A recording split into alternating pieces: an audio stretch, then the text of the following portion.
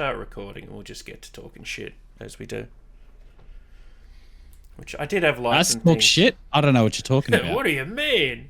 Well, firstly, hey Midnight, welcome to 2026. Thank you very much, Abacus. We made it. We survived another We one, did. Just. and we ran an enshrouded building competition, which was great. What were your expectations for the competition? My expectations for the server was I didn't have any coming into it, to be honest with you. I sort of created the server on a whim. I was like, school holidays is coming up, it's the summer holidays. Quite a few people in the community who have got leave and that sort of stuff coming up. And I just thought giving back something to them, giving them something to do would be a really fun idea. And we talked about Enshrouded for a little while. And so I just sort of went out and I'm like, you know what? It'd be really cool if we could all just play this game together. So we did. We got the server. I think up to 12 people can play at any one point in time at the moment. And ran that for 3 months over the holidays. And then I thought, interest was sort of coming and going and it was good. And I thought it'd be really cool if I actually incentivized people to play on this server and gave them something to work towards. Because, when you're playing a video game, you always want to have something that you're working towards, like completing the game or finishing it. And Enshrouded is a great game, but it doesn't have a whole lot of purpose at the moment because it's pre 1.0 still. So I thought, let's give them a purpose. And a lot of people in the community love building. And I thought, well, I'm not a great builder. It'd be really cool to see what everybody else builds. Let's create a competition and see who can make the coolest stuff out of whatever they've got available to themselves. And that's how the competition was sort of born, to be honest with you. It was very cool to see everyone come together. What I enjoyed, I think, I've joined servers for other games before, and you either go in and the servers are dead, or they're so just beyond polished that you're like, I feel like an intruder. I feel like I shouldn't be here. And if you're new to the game, it can kind of wreck the game. Like, if you don't know how to play 7 Days to Die, and you join a 7 Days to Die server, you've still got no idea how to play. You're just really confused. And there's amazing buildings and things you don't understand going on. So I thought it was cool to play Enshrouded with a lot of other people, well, essentially everyone, who hadn't really played it before. So we could muddle through at the same time with some of the boss fights and things. Yeah, agreed. And then the building was great fun. I'm an avid builder, as you know. I love building in games. And I thought my flying castle was going to be hot. I thought it was going to be people were going to tell their grandkids about it. And then everybody else got in and started building some frankly amazing stuff and levels of detail, and to walk around the nominees' houses.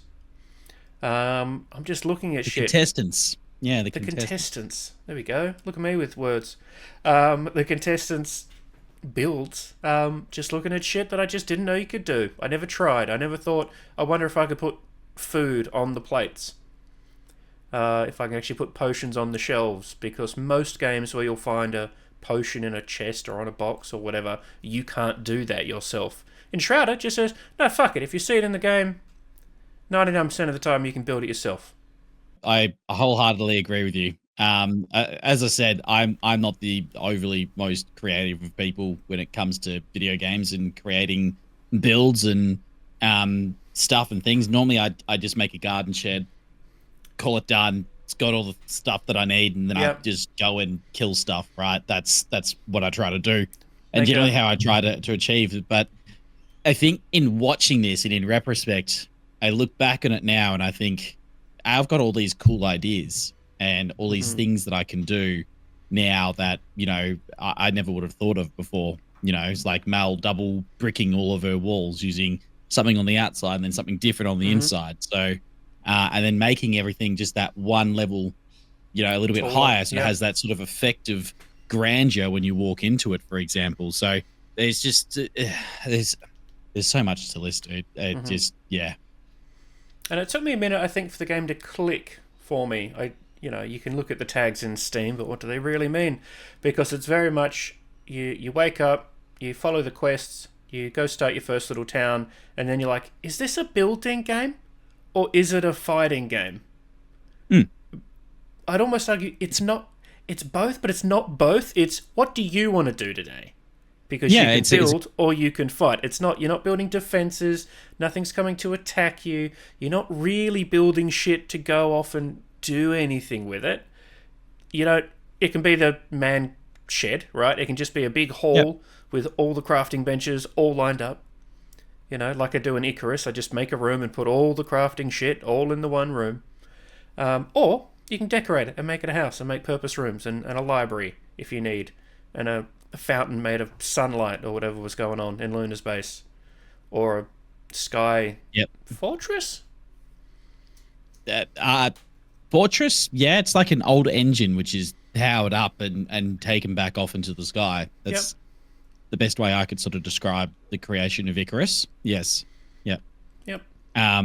But coming back to, and you're talking about your floating tower and how you thought, I think it's pretty fucking cool, to be honest. Thanks, man. You. Like, it's I look at it and I go, I never would have thought to use the blocks that you did to make them levitate the way that they are, or using the moss on the bottom parts of it. You've got a floating tree, for goodness sake, with that perfect little base on it, which you would have had to have put soil in it, because otherwise the tree wouldn't plant into the soil. Yeah. And then you've got some levitating blocks around that as well, and it just... Yeah, those trees are a dick around. I wanted the idea to be like this was a magical castle full of perhaps contraband magical artifacts, and then something went wrong, and that some of it collapsed. That's why the stairways leading nowhere and rooms you can't actually get to, and broken walkways. But it's like some of it was held together. I just got distracted by the fact that you still have a goat on a roof somewhere. Yeah, that happens. It does. It does happen. Yeah, so I kept the goats on. There was a moment when we all started that there was clear delineation between shared resources and it's mine, don't fucking touch it resources. And so I put the goats on the roof so nobody touched them. And then I thought I'd moved all the goats, but sometimes every time I load in, the goats would be on the roof or the goats would spawn down to the ground. And so they'd wind up in all sorts of weird places, which is kind of all right, because if you've ever met a goat, that's precisely what they'll do. Yeah, you're not wrong. I just noticed, did you build a waterfall coming off of your castle recently? Yeah, I did that. I wouldn't say recently. I rebuilt the bridge. I wasn't thrilled on the bridge, so I went and mined a tree to get the wood to make the bridge. Oh, yep. Yeah, and then I built the amount of running around I did to make sure I didn't like overflow and flood and wreck the little stream through the village. Like I'm there with... I mean, it is overflowing in places, but that's okay. That's right. Well, I noticed there's like... Well, because it pours out down the end. And I remember when we started playing, there was a risk of you can flood the whole game. And then sort of midway through, they patched it so that each tile of dirt absorbs X amount of water. And I think different kinds of dirt absorb different amounts too. I need to go confirm that. Oh, yeah. That would involve reading, which I don't do much of. No, yeah. No. And you built, of course, a lovely home, which of course has a multi-layered dungeon underneath. Yeah, it was sort of just a continuation, because I think it was you and we jumped on to start with.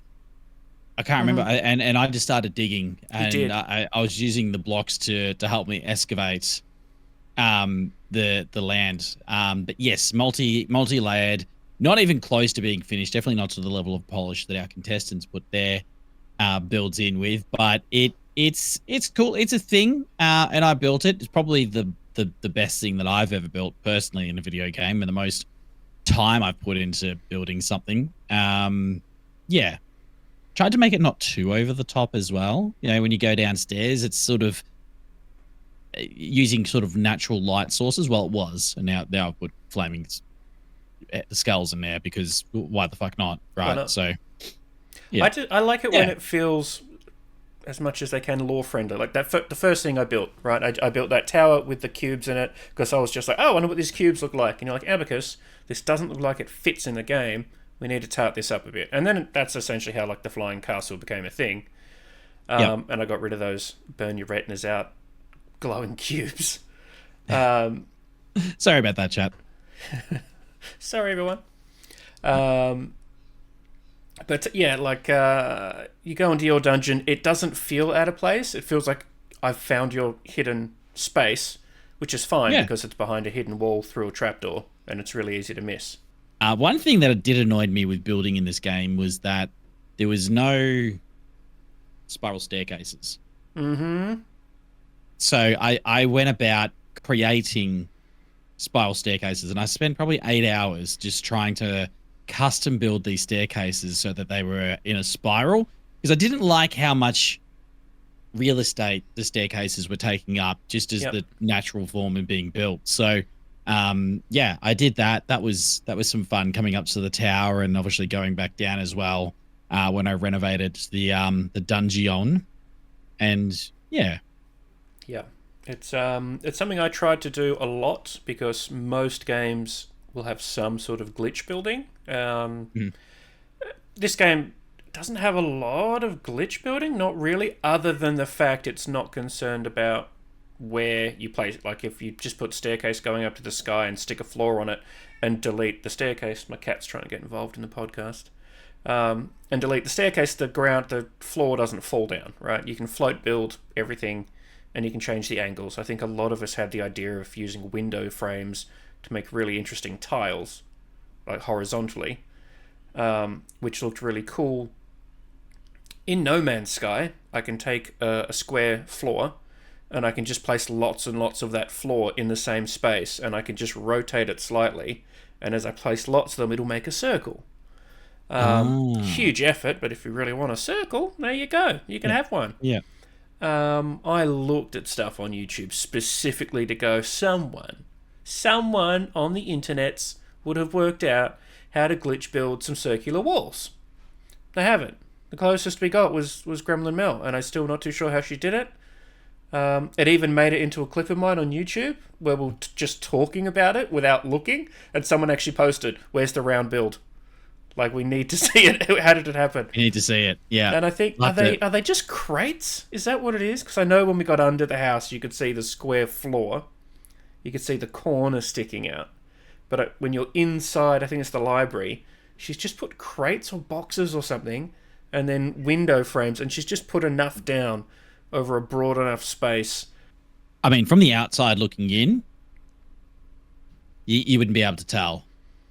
It is definitely YouTube worthy. Having a look at what Mal has done here, because nobody else, I haven't seen anybody else do this. You create like a curved wall like that. I don't think it would work in a smaller space. I think it needs to be the size that it is. Yeah, that's kind of the I'm actually maximum angle, maximum curve you can get. Oh my god, her house is so large that I've walked in here and immediately gotten lost. I thought it was really over the top that she had like signage of where things are, and then I'm like, no, I actually need the signs to find the space. Yeah. Right, so down in the library. So I don't wait, how has she done this? Mm-hmm. How did it happen? I don't know. I think that they must be a certain type. I mean, I can't pick it up. Do you know how when you go up to something in Enshrouded, yeah. and it gives you that option and goes, "Hey, do you want to pick up this item again?" And you're like, "No, I don't." It's not giving me that option. If you get the build hammer out and just look at it, has she just taken? Has she just built single? No, because you can't build single blocks because you can build like individual cubes. So you can't build it in a circle. The best you could get is a zigzag. Yeah, no, they look like bedside tables, maybe, or crates of some description. Okay. And she's just meticulously rotated them and then placed them on top of the floor, which is still blocked out. And then she's used the windows and then rotated them in specific ways. I found one mistake here. Uh-oh.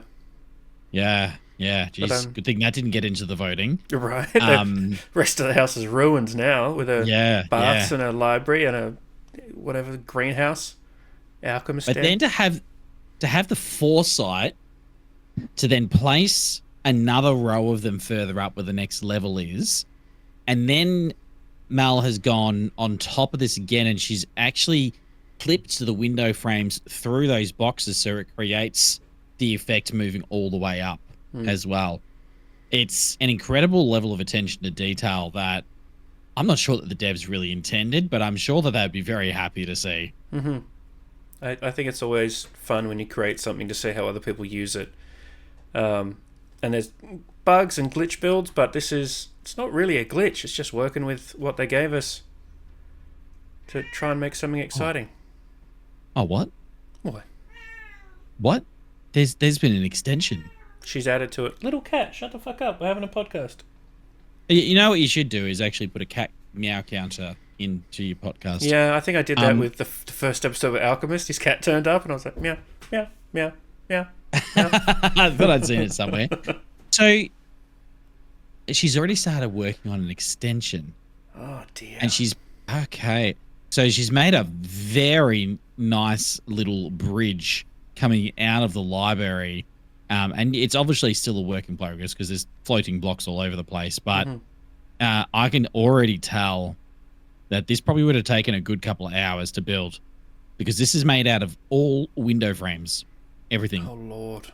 I did one little section in my other house in the desert with window frames, and they're just such a dick about. But it's not a straight line. Like you and I would probably build in a straight line, but she hasn't. She's curving it, so it looks like it's a walkway which is sunken down a little bit and then tilts back up again at the end. Just, I don't know what to say. I'm very impressed. They would have taken an impressive amount of window frames to do this, though. To be honest with you, and then she's used some blocks to make it look. Oh, yeah. No, that's very cool. Yeah. What are you thinking for another? Are you planning any other builds? I sort of, as far as doing the game, playing the game normally, I'm a little burnt out on at the moment. Not burnt out, just I played it a lot last few months. But I do have some interesting ideas for another build. How about yourself? I don't think I have any other. I want to flesh out and finish what I've started. I'm a very big person, and I won't start something new until I've fully seen through something that I'm already doing. So I would like to flesh out my build now, which is really probably just the bottom level. There's maybe just some things that I need to bring into there to make it feel a little bit fuller and a little bit more lived in. And once I've completed that, I don't have any other ideas for builds per se, because like I said before, I'm more interested in the combat aspects of things, and I haven't really started thinking I'd like to build this or I'd like to build that or whatnot, because a lot of my time gets sunk into streaming video games and all types of variety of content when I do have free time, and when I don't, then I'm working or I'm with the family, right? So I don't have ambitious amounts of times to put into these amazing builds unless I do it on stream. Yeah.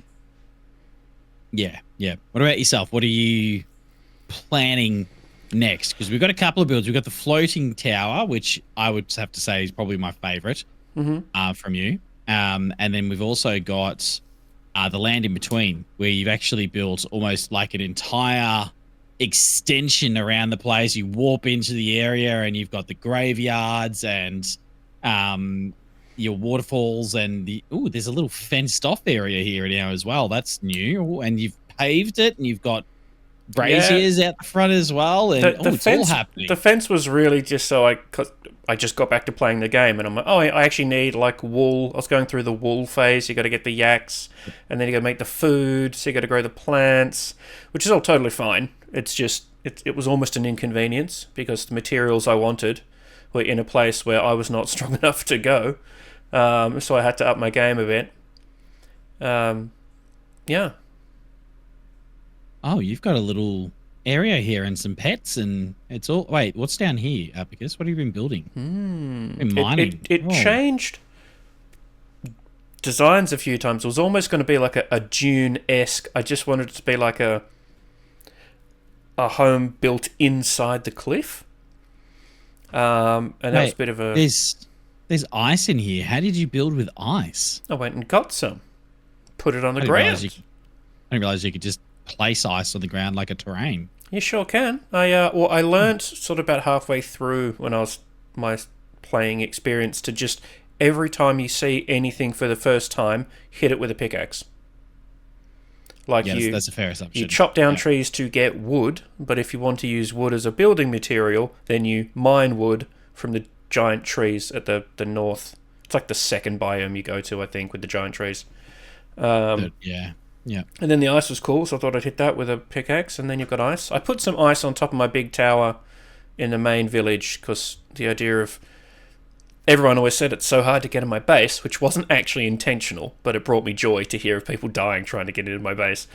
And then, of course, I built the big tower, and I put ice on the top of that, because I love the idea of people going, haha, we actually made it all the way here, and it was quite the challenge for them just to, like, Super Mario slip off the top of my tower on the ice level.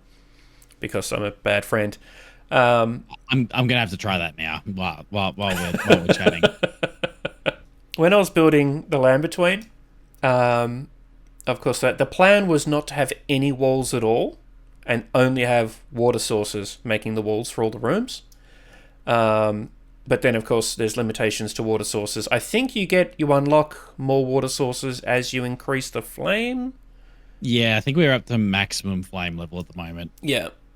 And had a few other plans with things, but then there was like a catchment level. There's a sort of hidden floor which captures all the water, because I remember Luna turning up and saying, hey, where does all your water go? And I had like this secret sort of drains underneath that you couldn't see. And then I started to build the bottom level, and the idea with the bottom level was that it would drain into a pool, and you could open a pool and swim out and make it to the bottom part of the cave.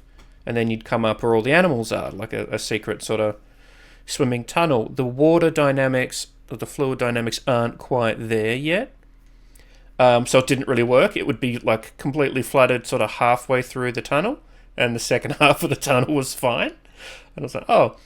But I remember whilst I was building that, I would often jump down to look at it from a distance, and I realised that I'd goofed up something, and a huge amount of water was just pouring down the cliff. And then I started seeing like blue numbers come up from the shroud underneath, and I'm pretty sure the monsters in the shroud were taking water damage. Like they were drowning, possibly. Which I thought was fun, and then I thought, oh no, I don't want to flood the game. And quickly got back in my base and plugged those holes. That was a very long way to not answer my question about your next idea. Yeah, my next idea is... And if I need to sacrifice the Land Between to do it, to get back those water sources, is basically a little cottage, like a cute, quaint little cottage by a pond near a waterfall, and just hiding something extraordinary in the waterfall.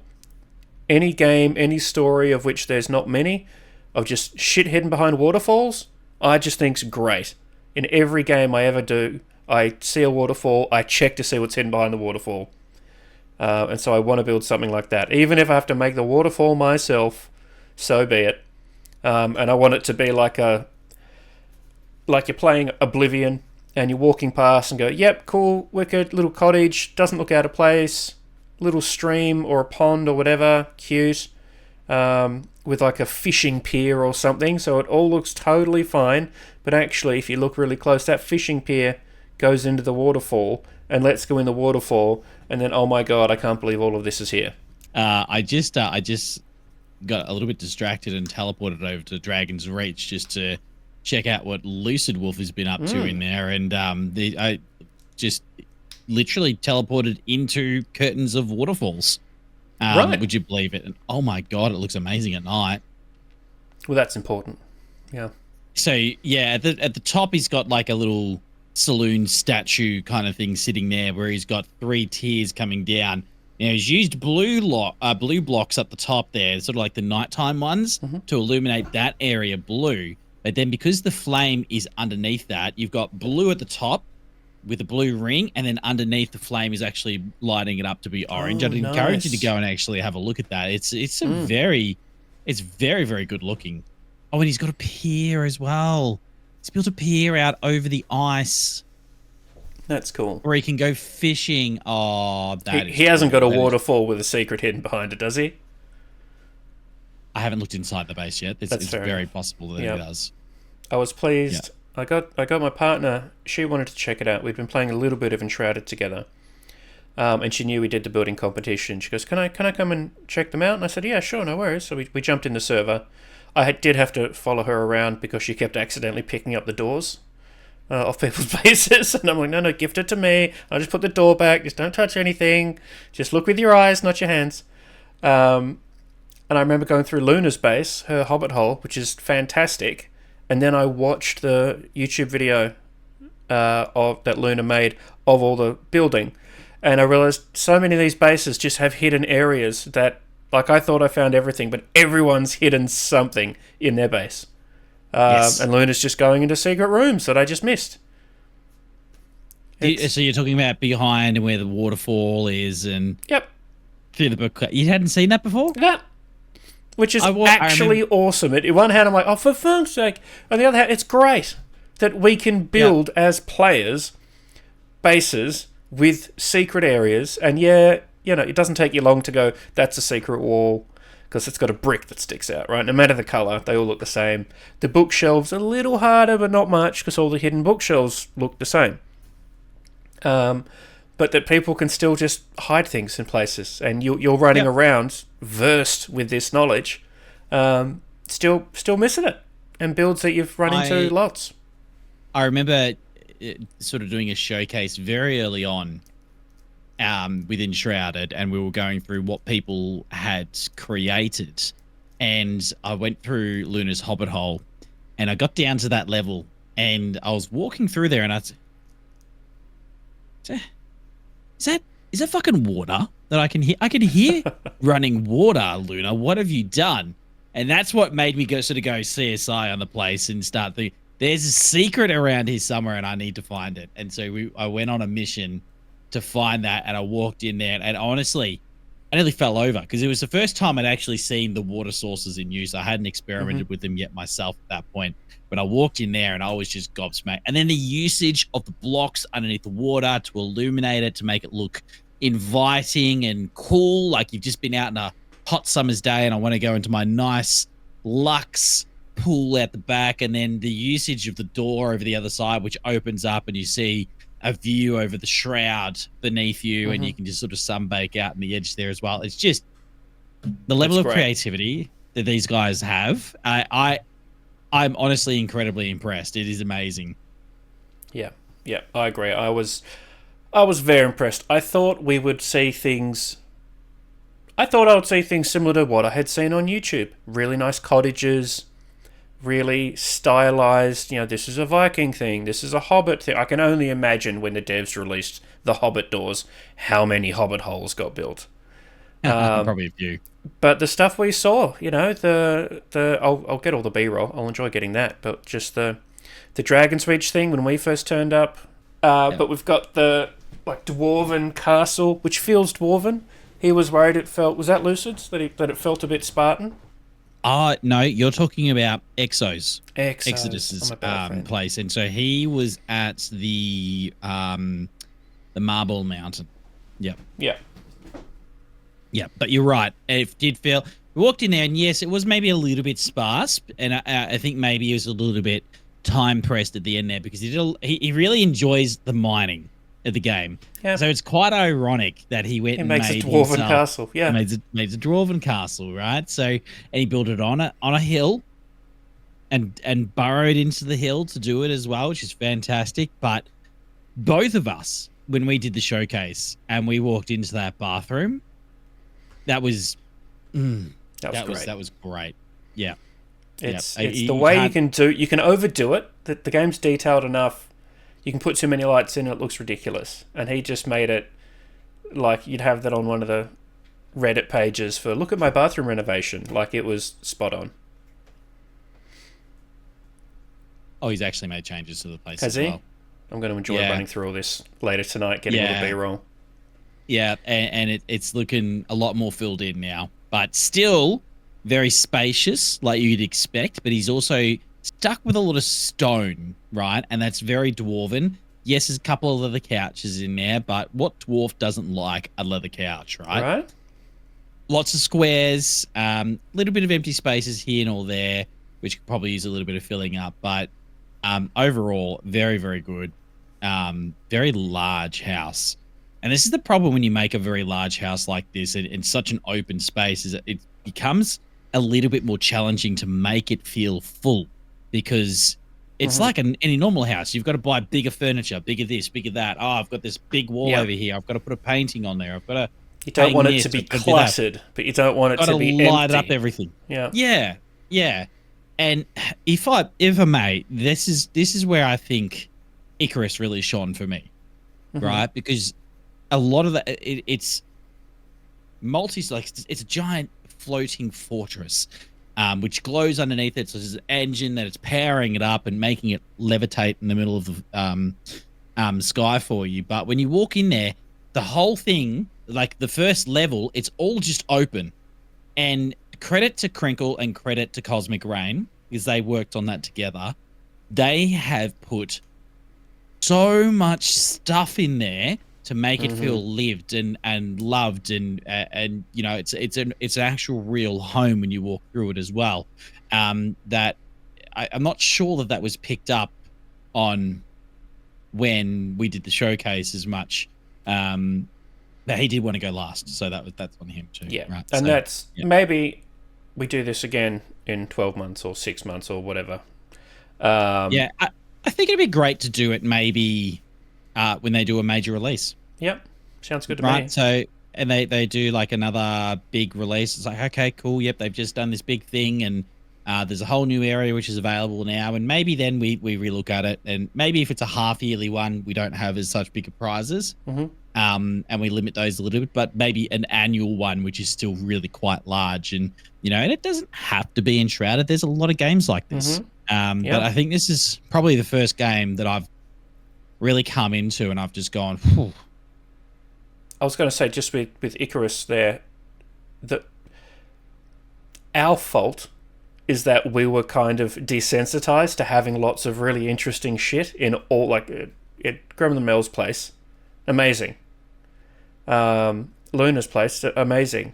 And then Luna's Oasis, fantastically well done, not cluttered, not empty.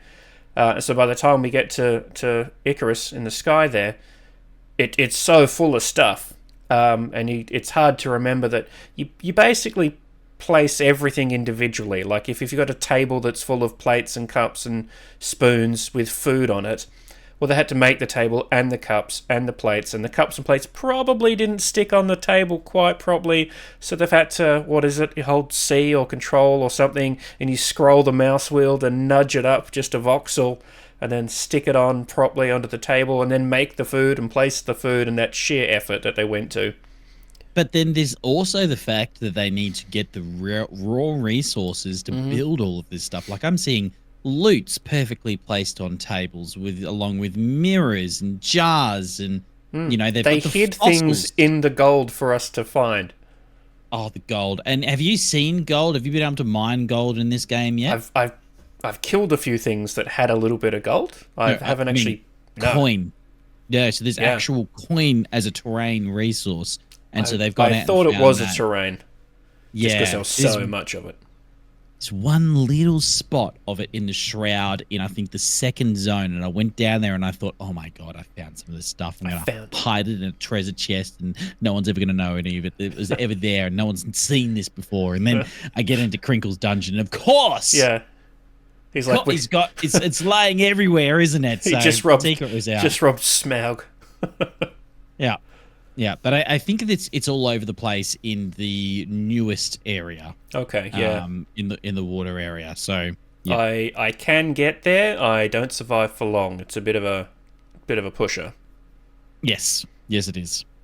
I got to say, I do like in Enshrouded the fact that, other than the fact you need to upgrade your flame to get through more challenging parts of the Shroud, there's no real barrier other than difficulty to get from one area to the other once you've unlocked the Shroud, because I remember thinking, oh, how do you get to this other biome? How do you get there? What's kind of the path? There's no quest. There's no amazing thing, dude. Just walk. Just one foot in front of the other. Like the hardest, at this point in time, the hardest biome available connects directly to one of the easiest. There was a bit of a boss fight there back when you went there initially, but nowadays you just go there and you just keep walking north, and you'll actually just walk into the area with all the sand and all the water. And you will eventually find out that you are severely undergeared and underleveled for the area that you've decided to walk into, and you will be punished. And you will not go back and pick up your loot because you can't survive long enough to get it. No, that's right. But you're right. And at the end of, I think, the first area, your second area, it used to be when the game was at 1.0, sorry, 0. Whatever, like the first edition that I played, to get out of the first zone, there was no way to get out of there but to get through a boss fight. And so you had to kill this wyvern to get through. And I remember our mate Rusty getting so frustrated with the fact that he couldn't kill it, and then he eventually did it after about 3 streams. Anybody would have thought that it was some kind of Souls-like game at this point, with the amount of swearing and carrying on that happened to get there. But I remember him beating this boss, getting to the next village, because basically just like you kill the boss, no worries, then you kind of walk across a path, very narrow path, you go across a bridge is one way to go, and waiting on the other side of that bridge is one of those green bandits that just wants to ruin your whole day and your whole family tree as well. Yep. And he got there and he found out. Yeah. He found out. Yeah. So they did remove that though. So you're not sort of capped anymore. You don't have to fight. I mean, you do sort of need to get through that boss to upgrade your flame at some point in time. But, you know, if you really wanted to, you could kind of carry on. And I know Crinkle was jumping from place to place very early on in the server where we were still at flame level 1. He was already jumping around in probably the final area. Yeah, I think we did see that a lot of... Hard to police is a very strong word, but I think we wanted the server to be like a safe space for new players, and we didn't want everyone just to spread out too much. Maybe different next time, I don't know. I don't think it matters because everybody's experienced it now. Yeah. It was like the higher level resources and that sort of stuff were becoming an issue when they were coming into circulation. And but yeah, it doesn't really matter anymore now, does it? So everybody sort of found everything they wanted to. Yeah.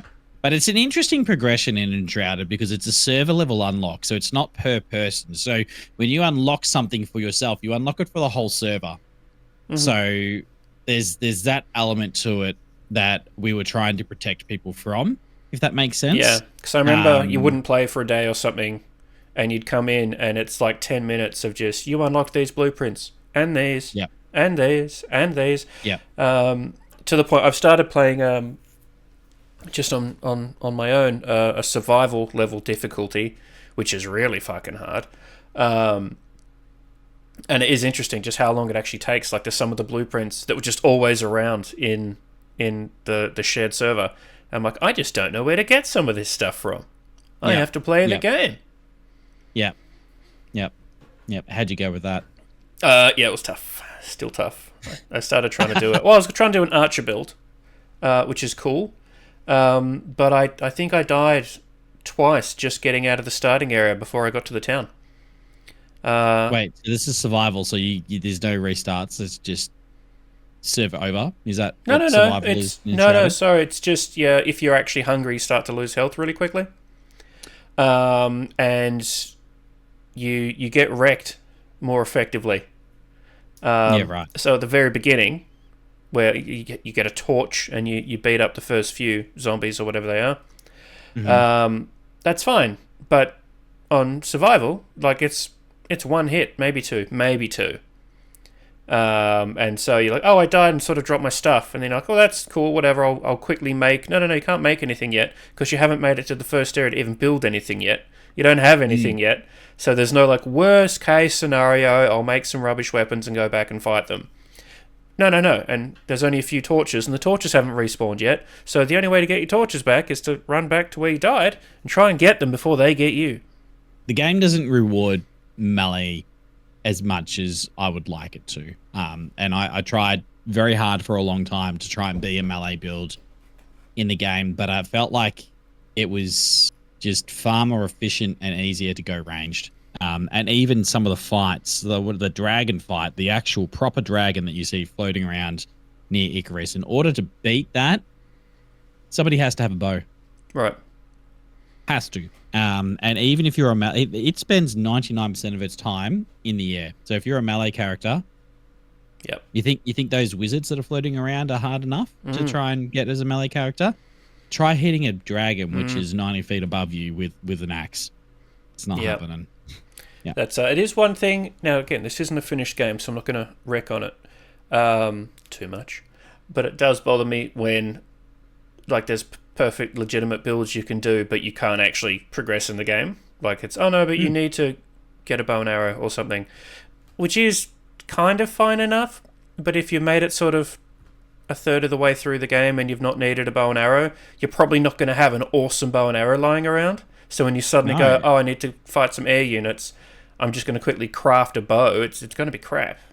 And so as mentioned, you're not familiar with the play style, you're not familiar with the skill lines that you then need to invest in to make it good or bad or just somewhere in between. Just the button pressing is different because you've got like the whole Q thing for your equipped range weapon. That's true. Yep. Still a few bugs with combat. Parrying's tough. I think you need to give it a perfect parry as far as the server is concerned, not as far as what you're seeing in front of you is concerned. I just read, actually, I haven't confirmed this, but those jellyfish things that shoot like globs of lightning or whatever at you, if you parry those, they bounce back and hit them. Because someone was literally complaining that this is essentially impossible as melee. And like, no, just parry it. It's like, yeah, but getting a parry in this game isn't a very exact science either. Because that you might get the animation, but you're getting hit slightly earlier or slightly later, just enough to ruin your parry. Yep. No, I agree with that entire statement, and that's why I didn't do it. Stick with a melee build, and it was just so much faster to get around with ranged builds as well, and you know, dodging is easier and everything's easier when you're further away. At this date and time, with the staffs, which are cool. It took me a moment to warm up to them, but as a mage, your wand has fairly limited range, which encourages you to use staffs, which is cool. And then you unlock some of the unlimited, like fireballs and lightning and whatever. But every time you use one, you take a little step forward. So you've perched yourself somewhere nice and tall out of harm's way, which is what a glass cannon does. And you fall off because you step forward a little bit every time you shoot somebody. What a time not to have double jump, isn't it? Yep. It'd be terrible if you didn't have double jump, because double jump is on the complete opposite end of the skill tree to what you're doing if you're a mage. At least I can fly away.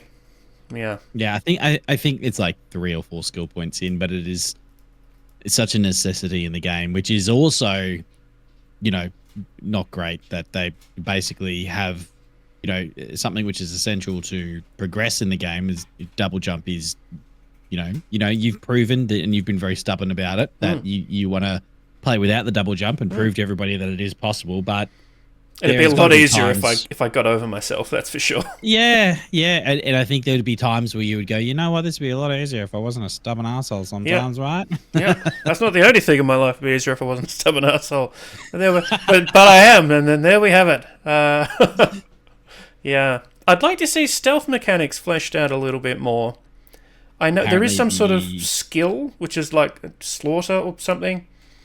Yes. And I think it's melee only. I was surprised not to do, and maybe I have been doing it and I've not noticed, additional damage if I'm crouched and they don't know I'm around and I shoot them.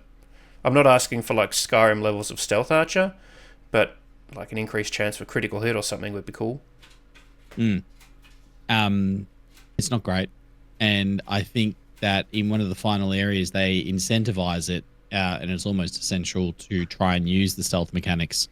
Because the devs, I think the devs have they're progressing to a point and they're just isolating themselves in one zone and not thinking about how people have played to get up to that zone and how their vision for that one zone is going to impact, or how it doesn't impact the rest of their journey there and how they've built their character. And they get to the zone and it's like, wait, I've got to rebuild my entire character to these water mechanics because you've got the soaked and the wet mechanics and everything like that, and that's up a whole skill tree, right? And if you're a mage, that's on the other side of the skill tree, right? And you don't have to go dropping points into that.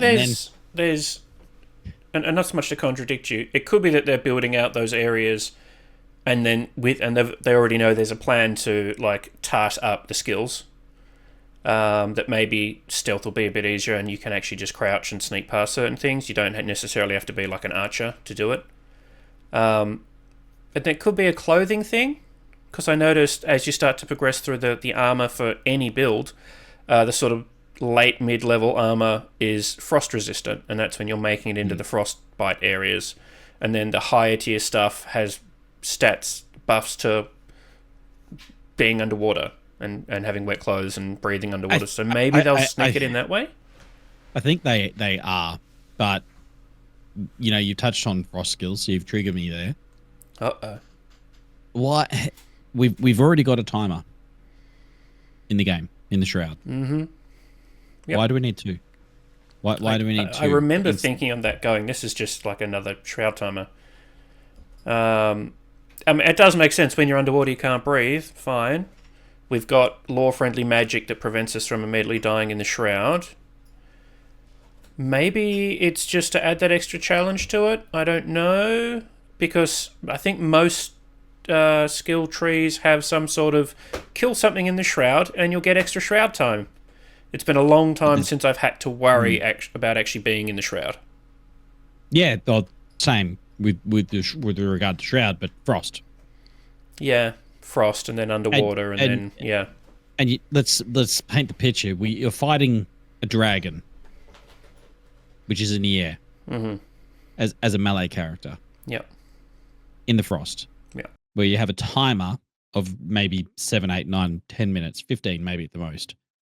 And you have to wait for this thing to land. The chances are you're going to have to teleport back to the flame, which will reset the boss because you don't have a bow and they've got an extra timer in there for a frost timer. Yeah. You know, it's just, yeah. I think they haven't thought that through very well and needs a little bit of work. Yeah. It could be maybe a part of a mandatory restriction that you just need to level up your stuff. Like to prevent Crinkle, right? From just running in and sorting it out. So you need to get the better gear, so you need to get the better resources, so you need to spend time. Yeah, so we took on the dragon, myself, Cosmic Rain, and Crinkle. Crinkle being max level at the time. I was probably level 35. Rain, relatively similar in terms of their level as well. Both Crinkle and Rain using bows, and myself using a staff and wand. When we stun locked it and it dropped on the ground, we did lots of damage to it, which was great. But we had to drop it. Now we had to reset that dragon 3 times because our frost timers would run out, and we would have to teleport. And we just unfortunately would all teleport at the same time to get away to replenish our frost timer.